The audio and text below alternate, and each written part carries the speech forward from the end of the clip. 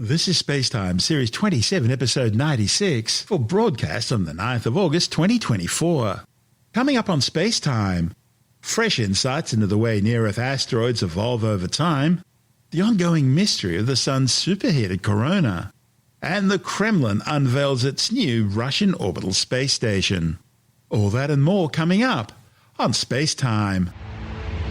Welcome to SpaceTime with Stuart Gary.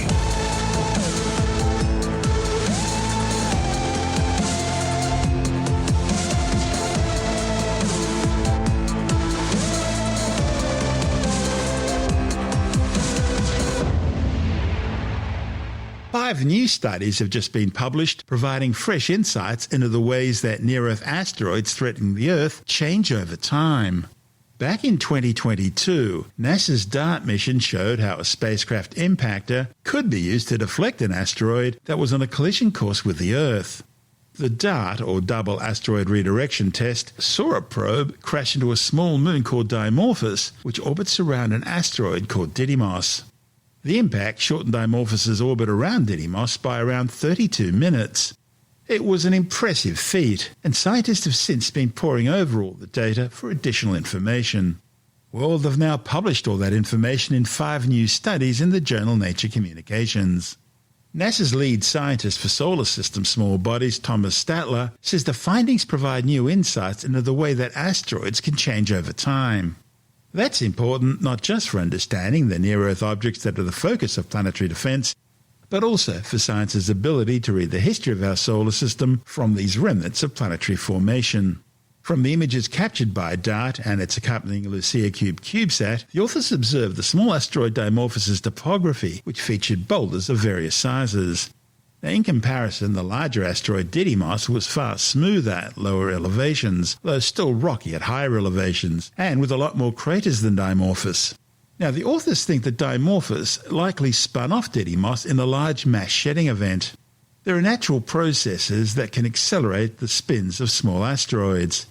And there's growing evidence that these processes may be responsible for reshaping these bodies, or even forcing material to be spun off their surfaces. Analysis suggests that both Didymos and Dimorphos have very weak surface characteristics.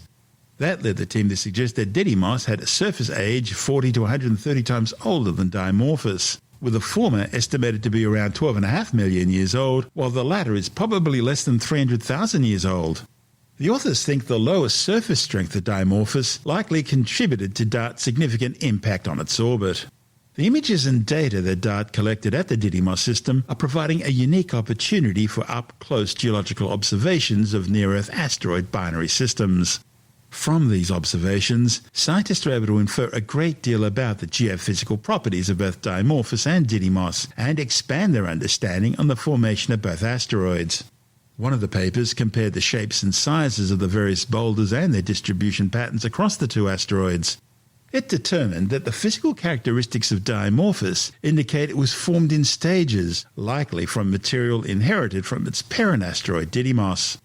That conclusion reinforces a prevailing theory that some binary asteroid systems arise from shedding remnants of a larger primary asteroid accumulating into a new asteroid moonlet. Interestingly, before they settled on the name Dimorphos, the moon around Didymos was originally going to be called Didymoon, which sort of reflects that way of thinking. The research team also found that thermal fatigue, that's the gradual weakening and cracking of material caused by heat, could rapidly break up boulders on the surface of Dimorphos, generating surface lines and altering the physical characteristics of this type of asteroid more quickly than previously thought. The authors were also able to determine that Didymos's bearing capacity, that is, the surface's ability to support applied loads, was at least 1,000 times lower than that of dry sand on Earth or even lunar regolith.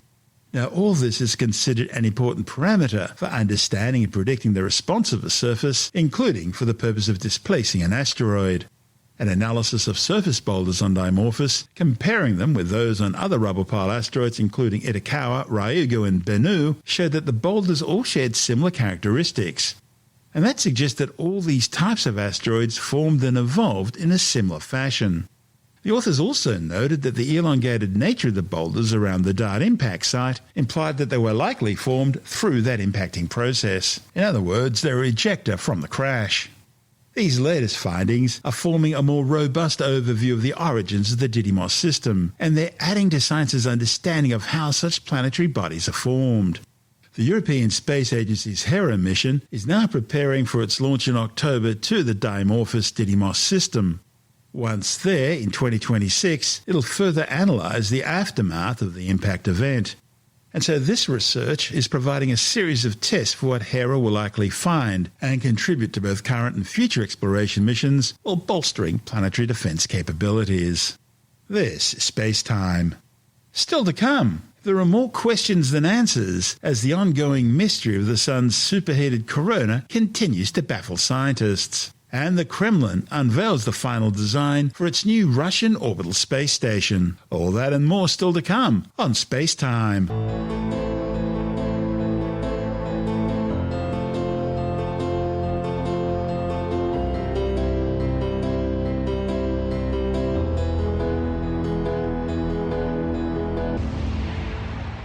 The further one moves away from a heat source, the cooler it tends to get. Yet, for some mysterious reason, that's not true for our Sun. Our local star has a core temperature of over 15 million degrees Celsius and a surface temperature of around 6,000 degrees. However, the Sun's outer atmosphere, the corona, has a temperature back into the millions of degrees. That's hundreds of times hotter than its surface, despite being much further away from the ultimate source of the heat, the Sun's core. Now, by diving into the Sun's corona, NASA's Parker Solar Probe has ruled out what are called S-shaped bends in the Sun's magnetic field as a potential cause for the corona's searing hot temperatures. How the corona's heat seemingly defies physics has been stumping scientists for decades. Yet it allows the Sun's hot supercharged particles or plasma to move fast enough to escape the Sun's gravitational pull and bathe our entire solar system as the solar wind. NASA's Parker Solar Probe was built to solve this mystery by diving into the corona to find its heat source. The spacecraft's equipped with a set of instruments designed to directly measure the density, temperature and flow of the corona's plasma. And scientists thought they may have been on the right track because when it first approached the Sun, the probe detected hundreds of weird S-shaped bends in the Sun's magnetic field. They were named switchbacks in reference to how they briefly reversed direction of the magnetic field along with thousands of shallower bends. To some scientists, these switchbacks seemed like a promising source of heat to the corona and solar wind. Their severe S-shaped bends stored lots of magnetic energy, which likely released into the surrounding plasma as the switchbacks travelled through space and eventually straightened out.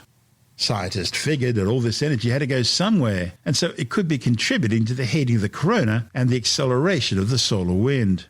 The problem is, to heat the corona, these switchbacks need to be moving through it. So, learning where the switchbacks form was critical to understanding their influence on the corona's temperature. Now, after poring over all the data from the Parker Solar Probe's first 14 laps around the Sun, scientists discovered that while the S-shaped bends are common in the solar wind near the Sun, they're absent inside the corona. To make matters worse, scientists still can't agree on what's actually causing the switchbacks. Some think the magnetic field's being bent by turbulence in the solar wind beyond the corona. Others think the switchbacks are starting their journey at the solar surface, when churning magnetic field lines and loops explosively collide, combining into bent shapes. But the study's new results, reported in the astrophysical journal Letters, are ruling out the latter hypothesis. If switchbacks were being formed by colliding magnetic fields at the surface of the Sun, they ought to be even more common inside the corona, and that's just not the case. Other scientists are proposing that magnetic collisions could still be playing an indirect role in the origins of the switchbacks and therefore the heating of the corona. One idea suggests that while they must be formed outside the corona, there could be a trigger mechanism inside the corona that causes switchbacks to form in the solar wind. When the magnetic fields collide with the Sun's surface, they vibrate like plucked guitar strings and send waves along the magnetic field lines into space. At the same time, the energy from these collisions creates fast streams of plasma in the solar wind. And it's this fast plasma which distorts the magnetic waves into switchbacks in the solar wind. And if some of these waves dissipate inside the solar atmosphere before becoming switchbacks, they could also be playing a part in heating the corona. So the mechanisms which cause the formation of the switchbacks and the switchbacks themselves could heat both the corona and the solar wind. Trouble is, there's currently not enough data to favour triggers in the Sun's surface over turbulence in the solar wind as the cause for the switchbacks. The Parker Solar Probe's next flyby into the Sun will be on December the 24th. There, it will pass even closer, collecting even more data, which could further test various hypotheses. And needless to say, we'll keep you informed. This is SpaceTime. Still to come, the Kremlin unveils its latest design for a Russian orbital space station, and the red supergiant Antares, the second nearest star system to the Sun, and the peak of the annual Perseids meteor shower are among the highlights of the August night skies on Skywatch.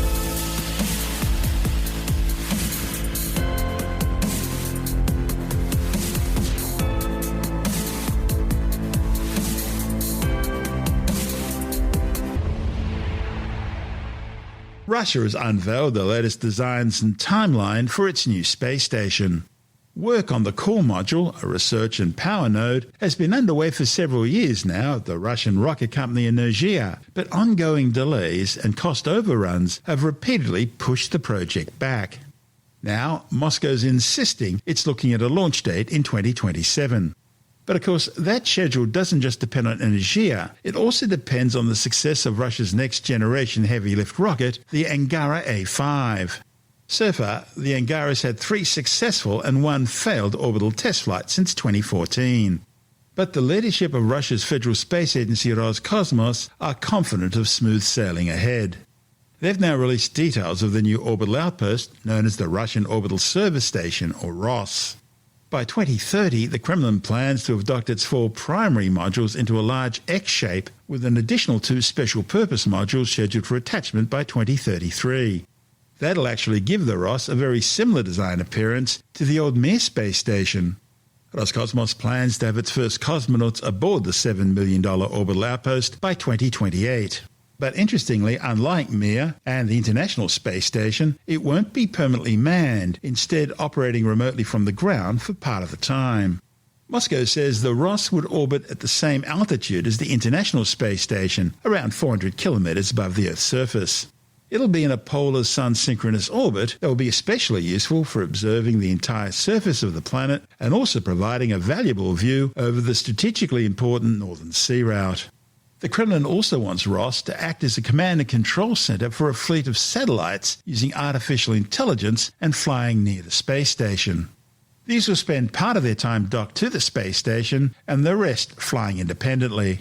The Kremlin's also been looking at partnerships with other countries for its new space station. These include China, who've already agreed. They've also been holding talks with Brazil, India and South Africa, in addition to other African nations. Russia's been a principal member of the International Space Station since the first modules were launched way back in November 1998. But it's always maintained a very separate feel for the so-called Russian segment of the orbiting outpost, leaving the other partners, NASA, the European Space Agency, JAXA and the Canadian Space Agency, to focus much of their work in the so-called American section. Back in 2021, as parts of the Russian section began experiencing reliability problems, including air leaks into space, some of which still haven't been fixed, Roscosmos signaled its intention to build its own space lab, calling it a successor to the Mir space station. The Kremlin claims it wants to focus more on its own security and specific scientific projects, which it believes have been hindered by international agreements pertaining to operations on the ISS. Then in 2022, following the Russian invasion of Ukraine and heightened tensions between Russia and the West, Roscosmos announced that it would leave the ISS program sometime after 2024. Now that date was chosen because it expected to have the first node of its new space station operational by then. With delays there, Russia was forced to change that date to sometime after 2028. Of course, the International Space Station itself is expected to undergo a planned deorbit in 2030, with SpaceX awarded the contract to carry out its descent and destruction, although bits of the ISS could be carved off to provide operational nodes for other privately operated space stations. This is SpaceTime.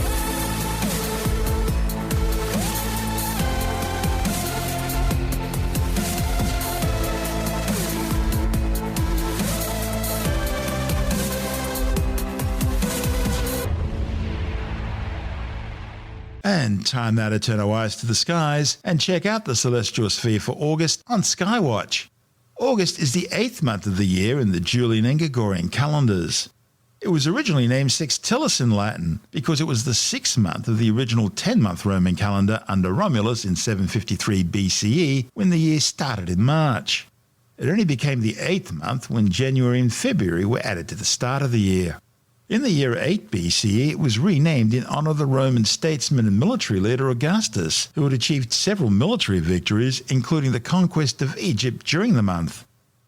Okay, turning to the heavens, and the constellation Scorpius the Scorpion is high overhead this time of year, covering almost a third of the August night skies. At the heart of Scorpius, located some 470 light-years away, is the red supergiant Antares. A light year is a distance of about 10 trillion kilometres, the distance a photon can travel in a year at 300,000 kilometres per second, the speed of light in a vacuum, and the ultimate speed limit of the universe. Red supergiants have the largest diameters of any known star. They evolve out of main sequence stars with more than 8 times the mass of the Sun. A main sequence star is a star fusing hydrogen into helium in its core. When stars stop fusing hydrogen into helium in their core, the balancing act between gravity pushing a star's mass down towards the centre and energy from nuclear fusion in the core pushing outwards ceases, and gravity wins, causing the star to begin to collapse inwards, crushing the stellar core until the increase in pressures and temperatures trigger helium fusion. At the same time, a shell of hydrogen around the core begins to fuse, causing the star's outer gaseous envelope to expand out into a bloated giant. And now, being further away from the core, the stellar surface starts to cool down, becoming redder in colour. While Sun-like stars will become red giants, those that are far bigger, 8 times or more the mass of the Sun, become red supergiants. Supergiants will fuse all their core helium into carbon and oxygen within just a few million years. They'll then begin fusing this core carbon and oxygen into progressively heavier and heavier elements until they eventually begin to produce iron in their core. Now, no star, no matter how massive it is big enough to fuse iron into heavier elements. And so then the star will collapse catastrophically in what's known as a core collapse supernova, an explosion bright enough to outshine an entire galaxy.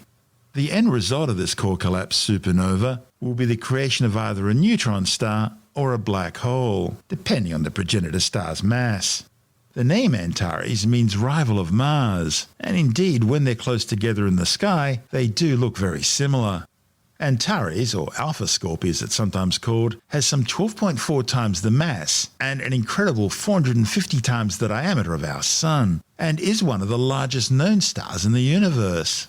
Antares is so big that were it placed where the Sun is at the centre of our solar system, it would engulf all the inner planets, Mercury, Venus, Earth and Mars. Its outer surface would reach almost as far as the orbit of Jupiter. Antares is a binary system. There's a companion star orbiting with it called Antares B, a massive spectral type E blue-white star, at least 7.2 times the mass and 5.2 times the radius of the Sun. It's located about 224 astronomical units beyond the primary star. An astronomical unit is the average distance between the Sun and the Earth, about 150 million kilometres or 8.3 light minutes. Astronomers describe stars in terms of spectral types, a classification system based on temperature and characteristics. The hottest, most massive and most luminous stars are known as spectral type O blue stars.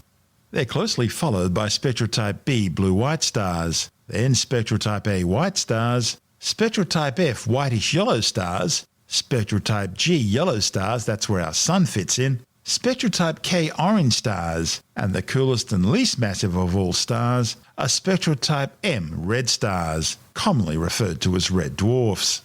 Now, each spectral classification is further subdivided using a numeric digit to represent temperature, with 0 being the hottest and 9 the coolest, and a Roman numeral to represent luminosity. Now, put all that together, and our Sun is a spectral type G2V or G25 yellow dwarf star. Also included in the stellar classification system are spectral types LT and Y, which are assigned to failed stars known as brown dwarfs, some of which were actually born as spectral type M red dwarf stars, but became brown dwarfs after losing some of their mass. brown dwarfs fit into a category between the largest planets, which are about 13 times the mass of Jupiter, and the smallest spectral type M red dwarf stars, which are about 75 to 80 times the mass of Jupiter, or 0.08 solar masses. Located near Antares is the spectacular globular cluster Messier 4, or M4 for short. Named after the 18th century French astronomer and comet hunter Charles Messiere, it's one of a catalogue of 103 fuzzy objects which weren't comets, and so were of no interest to Messier, and so he made a list of them, so he didn't waste his time looking at them. Other astronomers have since added further celestial objects to the catalogue, bringing the total to around 110. Located some 7,000 light-years away, Messier 4 can be seen through a pair of binoculars, making it one of the closest globular clusters to Earth. Globular clusters are densely packed spheres containing thousands to millions of gravitationally bound stars, which it's thought were either originally all born at the same time in the same stellar nursery, or are the surviving cores of galaxies that have been cannibalized by larger galaxies. They're almost always found orbiting the halo of galaxies. The Milky Way has about 150 of them, and they're all usually very ancient, some dating back to around 12 billion years. Located just below the sting of Scorpius are two open star clusters, M6 and M7. M7's the nearer of the two, located about 800 light-years away, while M6 is a more distant 2,000 light-years. Open clusters are less densely packed than their globular cluster counterparts, with the stars inside them less gravitationally bound and more prone to drifting away over time. Another open star cluster in Scorpius is NGC 6231, located about 6,500 light-years away, just near the star Zeta Scorpii. NGC 6231 is a bright open star cluster containing around 120 stars, including a significant population of highly luminous supergiants, numerous white-yellow stars, and at least two Wolf-Rayet stars. Wolf-Rayets are extremely luminous evolved stars reaching the ends of their lives. Having run out of hydrogen for core fusion, they're no longer on the main sequence and are instead fusing progressively heavier and heavier elements in their cores.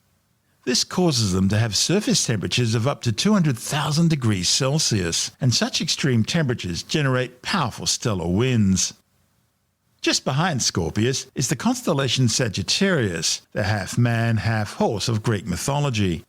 And as we mentioned in last month's Skywatch, the centre of the Milky Way galaxy is found in Sagittarius, roughly 27,000 light-years away.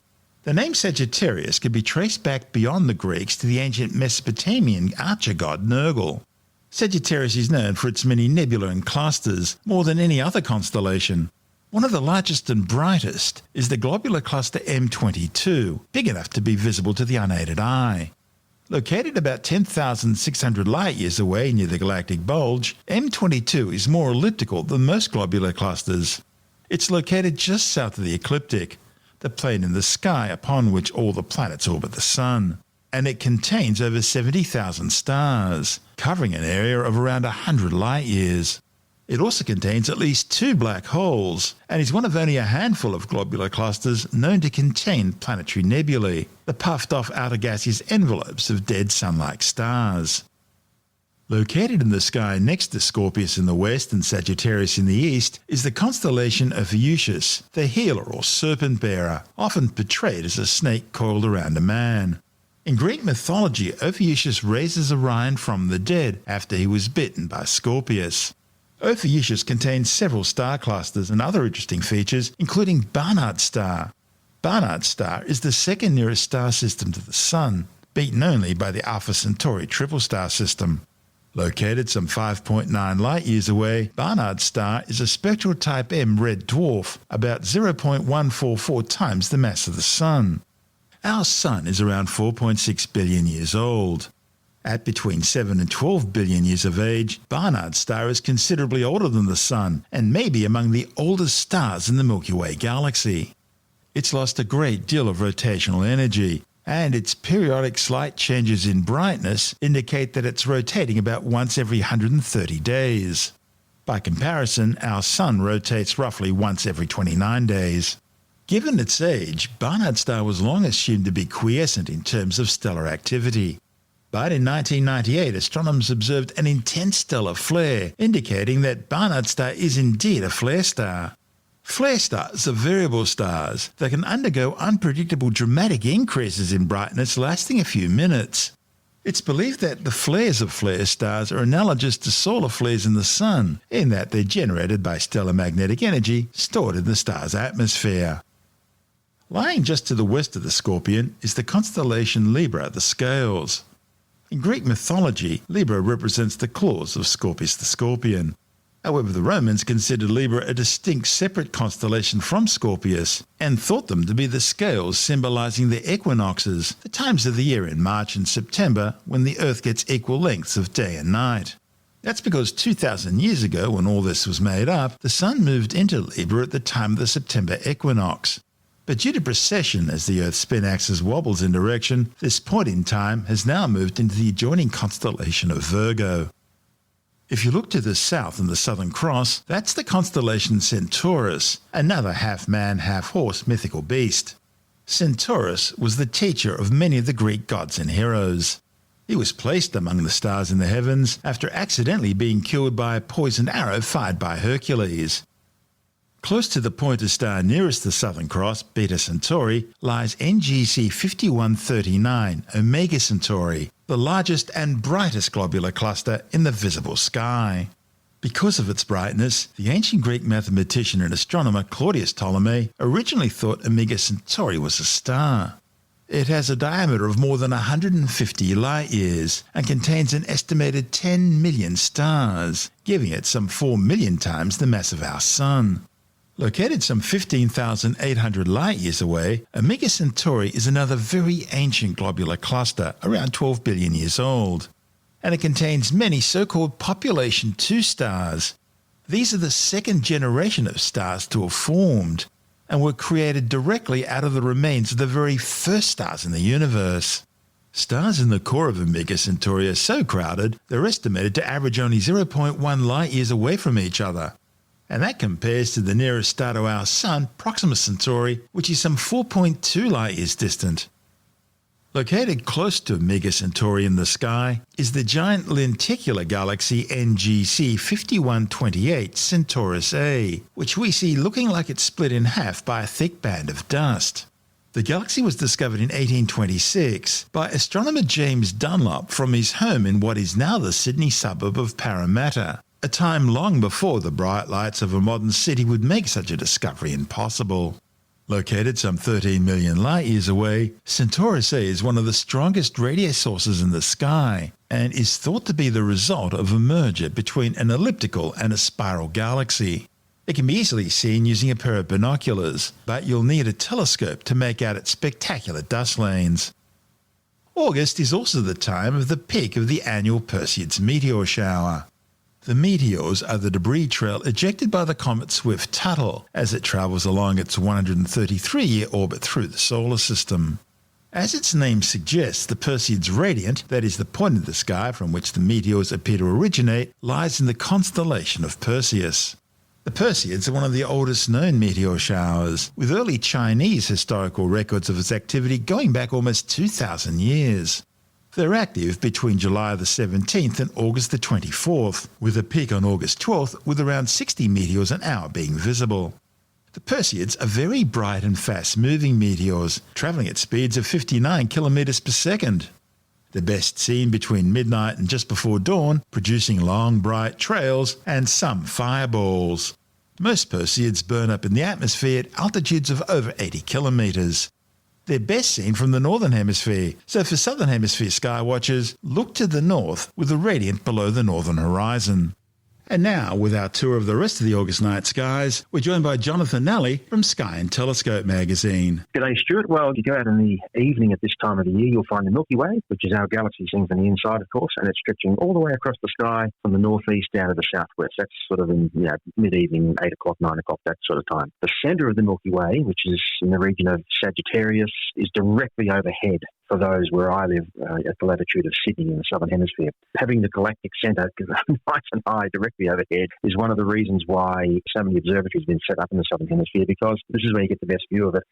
And there's just so much to see towards the centre of the galaxy. You're looking sort of right into the sort of central part of the city, if you like. So there's lots of stuff there, and star clusters and nebulae and big star clouds and everything you want. It's all in the one spot, like a supermarket of I've never used that analogy before. It's like a supermarket of space. But anyway, having the galactic centre up there is really good. So this time of year, unfortunately, of course, for us in the southern hemisphere, it's freezing cold. It's middle of winter, but that's what you've got to put up with to get the best views of the southern sky. Our friends up in the northern half of the planet, of course, it's nice summertime up there, so lovely viewing weather, viewing conditions at night. But for most people in the northern hemisphere, you can't really see the centre of the galaxy area too well because it's low down on the southern horizon. For a lot of people, quite far north, they can't see it at all because it's below the horizon for them. So they've got to come down here, have a holiday, and get some decent views of the southern sky. And speaking of the southern sky, down in the south, we've got the Southern Cross. It's high in the southwestern part of the sky in the evening during August, and it's lying on its right-hand side.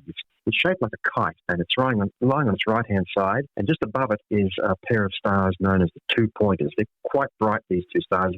If you go out at night and you look south, these are the first two stars you see. They're called the pointers because if you draw a line between them and you keep the line going, you end up pretty close to the Southern Cross. So they point towards the Southern Cross. And both the cross and the pointers are located within the band of the Milky Way and stretching northwards along the line of the Milky Way. Heading along it, we've got lots of other famous and interesting constellations. You've got Centaurus, which is just brilliant if you get a chance to look, even with a pair of binoculars. Centaurus, Scorpius, Sagittarius. The next one along is called Sputum, which is a strange name that most people won't have heard before, Sputum, but it's right next to Sagittarius, and it contains some really nice, what astronomers call deep sky objects like nebulae and star clusters and things. It's called Scutum because it's named after a scooter, but not the kind you ride on. It's Scuta, and it's from an ancient Roman word meaning shield. So Scutum is the constellation of the shield. Now, if you stay out stargazing for long enough, as the night goes on and the Earth is turning, you'll notice that the band of the Milky Way, which was sort of stretching across the sky, has now shifted over to the north and west, and it's getting lower and lower as the hours go past until it seems to disappear around about 4 o'clock in the morning. It hasn't actually disappeared. The entire Milky Way is sort of circling us in every direction, north, south, east and west, but flat along the horizon. And if you then keep observing, or if you're pulling an all-nighter, or if you get up early in the morning to have a look, you'll find that the Milky Way then is coming up in the eastern part of the sky before dawn. And this includes the marvellous constellation Orion, the Hunter, which we've spoken about many, many times in the program, with its big bright stars Rigel and Betelgeuse. And it's easy to see a group of 3 stars in a row, which forms the belt of the mythological Hunter, Orion. And to the northeast of Orion, you've got a constellation called Taurus, which everyone's heard of course, but perhaps not everyone has seen in the sky. It's really easy to spot because it's got a sort of a triangular formation, a very easy to see triangular formation of stars at its head, including a fairly bright reddish-coloured star called Aldebaran. And that brings us to the planets for this month, because right at the beginning of August, Mars is very close to that triangular stellar grouping in Taurus. And that means we're going to have an excellent opportunity to compare the red planet with Aldebaran, which is a red star. Okay, and they're both almost exactly the same brightness, only a couple of hundredths of what the astronomers call a magnitude difference. So they're essentially the same brightness, and they're the same colour, and they're very close together in the sky at the start of August. So for beginners, the only way you're going to tell them apart is that from night to night, Mars will be slowly moving away from Aldebaran and towards another much brighter, what looks like a star in the sky, but it's actually Jupiter. So, but yeah, if you go out one night and have a look, and if you spot Taurus and you see these 2 red stars, one's a planet, they look like stars, go out the next night, you'll see one of them will have moved, and the next night it will have moved a bit further and a bit further and a bit further. That's Mars. And so by the 15th, if you're out there in the early morning hours before dawn, and you'll see Mars very close to Jupiter. They're only going to be less than half a moon width apart. It'll look really quite spectacular. If you have a pair of binoculars, get them onto this view, because it'll look tremendous having these two planets, I should say, right next to each other. And even a fairly small pair of binoculars, you might be able to see 1 or 2, maybe 3 of Jupiter's moons. They won't look like moons, they just look like tiny pinprick stars, just to one side or the other side or both sides of Jupiter. But to get all of that view in the one field of view would be really quite spectacular. In the evening part of the sky, we've got Saturn. That's you can see that one above the eastern horizon in the mid-evening. It looks like a fairly bright star in inverted commas, but it's got a slightly yellowish tinge, and of course it's a planet. And around mid-August, by the way, about the middle of the month, there's going to be 4 or 5 meteor showers going on, and they're all in the same part of the sky as Saturn. So if you go out and have a look, and you've got some reasonably dark skies, you should be able to see some meteors zipping past the planet too. The other 2 planets visible this month are Mercury and Venus, and both of them can be found low above the western horizon after sunset. So wait till the sun goes down, when it's starting to get a little bit dark, you should be able to see Mercury and Venus. Venus is big and bright. You won't miss it. You won't mistake it for anything else. It's really big and bright, whereas Mercury is more of a little tiny pinprick of light. And if you want to see Mercury, you have to be quick, because even though you'll be able to see it at the start of the month low on the western horizon, it's going to get lower and lower in the sky. So by the end of the second week, it'll be gone. It'll be out of view, lost in the glow of the sunset. Venus, though, is going to be okay, because it's going to be climbing higher and higher as each night passes during August. So as long as the weather's okay and you've got a fairly clear horizon, no mountains or buildings in the way, you should be able to see Venus all the way through August. And that, Stuart, is the sky this month. That's Jonathan Nally from Sky and Telescope magazine. And this is SpaceTime.